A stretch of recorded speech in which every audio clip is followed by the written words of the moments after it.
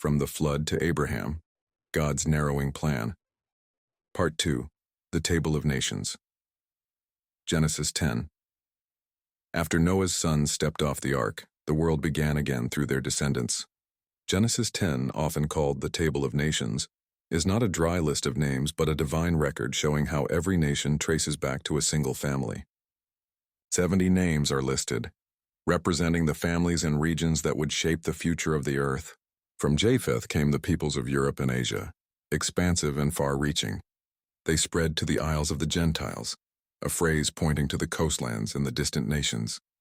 From Ham came peoples of Africa and Canaan. Egypt, Cush, and Canaan appear in this line, later becoming nations that opposed Israel. Nimrod, a descendant of Ham, became a mighty ruler, establishing Babel, Nineveh, and other centers of rebellion. From Shem came the line leading toward the Middle East, and most importantly toward Abraham and the promised Messiah. The lesson woven through this genealogy is profound. All people share one origin. There is no room for racial pride or human superiority, for every nation comes from the same three brothers. At the same time, the record shows God's sovereign choice. While all nations are valuable in His sight, He would work in a special way through Shem's line to bring about His redemptive plan. It is also worth noting that the Table of Nations is a rebuke to human pride.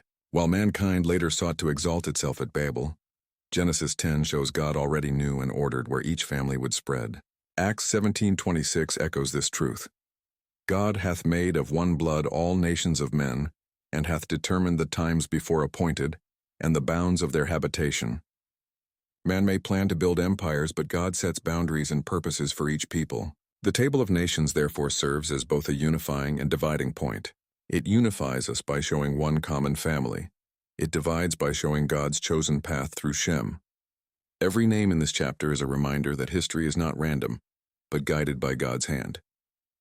From the nations of the world, He was preparing the stage for His covenant with Abraham, and ultimately the salvation of all through Christ.